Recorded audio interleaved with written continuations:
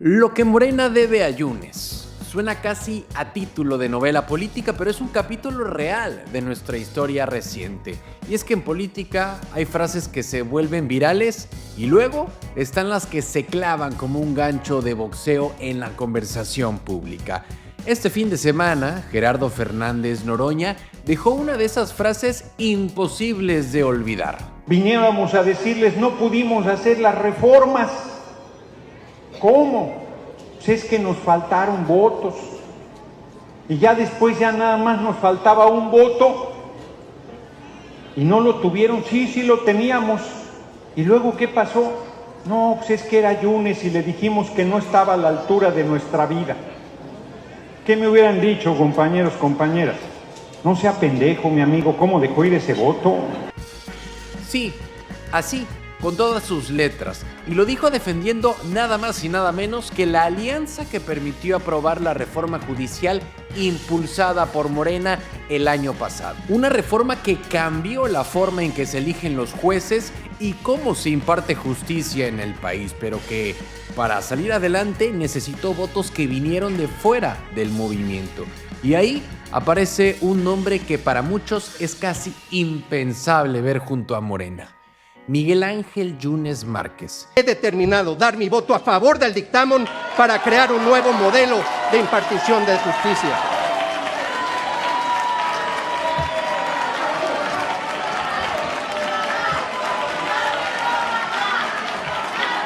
Ese voto, el famoso voto 86, el de Yunes, fue uno de los que definió la jugada. Por eso, guste o no, la pregunta es inevitable: ¿qué le debe Morena a Yunes?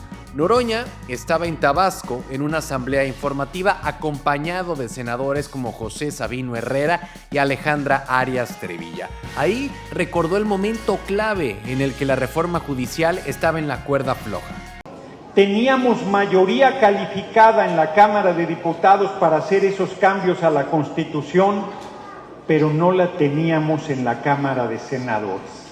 Faltaban votos, el margen era tan estrecho que cada curul contaba como si fuera oro puro. Según Gerardo Fernández Noroña, si en ese momento hubieran dicho no a Miguel Ángel Yunes Márquez, la historia sería otra.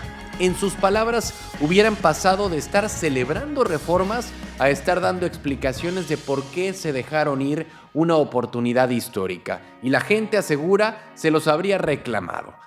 Imagínense que yo, en vez de estar aquí celebrando que vamos avanzando, viniéramos a decirles, no pudimos hacer las reformas.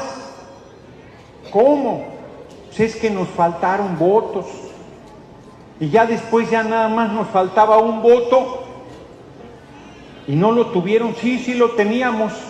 ¿Y luego qué pasó? No, pues es que era Yunes y le dijimos que no estaba a la altura de nuestra vida. ¿Qué me hubieran dicho, compañeros, compañeras? No sea pendejo, mi amigo, ¿cómo dejó ir ese voto? La frase de "el fin justifica los medios" no la dijo tal cual, pero dejó claro que para él lo importante era avanzar, aunque eso significara sumar perfiles que antes habían sido adversarios. Pero para entender por qué esto causó tanto ruido, hay que recordar quién es Miguel Ángel Yunes Márquez, un hijo del ex gobernador panista Miguel Ángel Yunes Linares, ex alcalde de Boca del Río, ex candidato a gobernador y rival histórico de Morena en Veracruz. El año pasado, Miguel Ángel Yunes Márquez llegó al Senado bajo la bandera del PAN, pero sorprendió a todos cuando votó a favor de la reforma judicial propuesta por Morena. Ese voto fue uno de los tres decisivos. Junto al suyo estuvieron el de José Sabino y el de Araceli Herrera, senadores que venían de otras fuerzas políticas.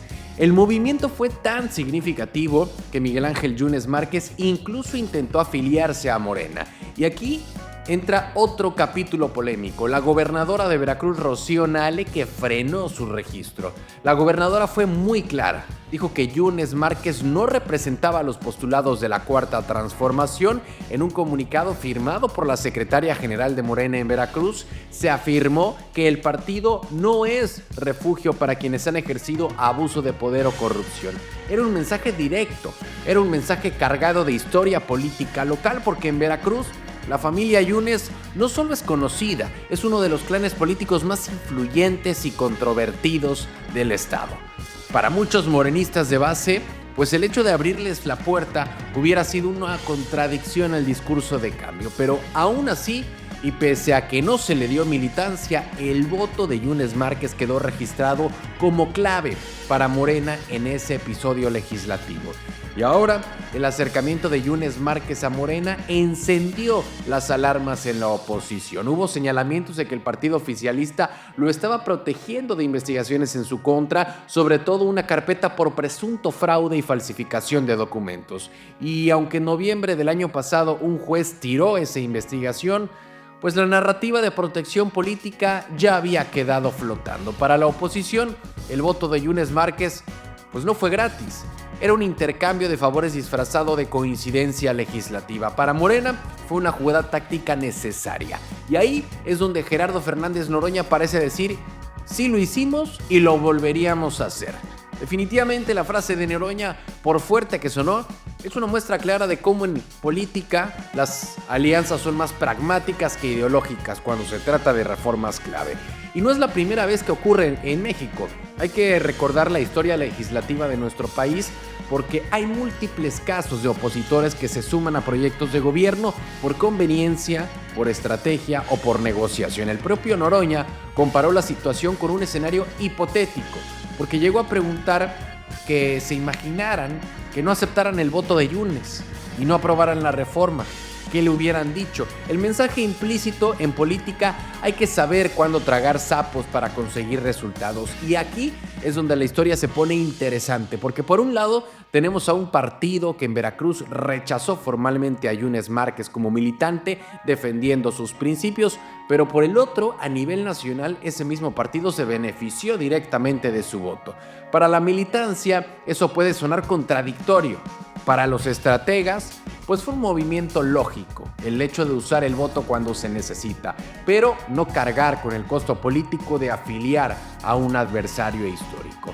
Pero lo que Noroña dijo en Tabasco pone sobre la mesa esa tensión interna en Morena, que es la lucha entre mantener una línea ideológica pura y la necesidad de ser pragmáticos para gobernar. Al final, este episodio nos deja dos lecciones claras. Una es que en política los enemigos de ayer pueden ser los aliados de hoy, aunque solo sea por un momento, y el reconocimiento, como dijo Noroña, a veces llega tarde o nunca. Lo cierto es que la reforma judicial ya es una realidad y en su ADN legislativo está el voto de un Yunes. Un detalle que para la historia política de Veracruz quedará como uno de esos giros inesperados que hacen que este estado sea un laboratorio de alianzas imposibles. Porque si algo nos demuestra esta historia, es que en el Congreso, como en la vida, a veces hay que elegir entre quedarse con el orgullo o quedarse con el resultado. Y esta vez, Morena eligió el resultado. ¿Cansados de las mismas noticias de siempre? Con los mismos de siempre. Aquí lo contamos sin rollos, directo y diferente. Dale click a la campanita, suscríbete y entérate de lo que de verdad está pasando en Veracruz y en la política.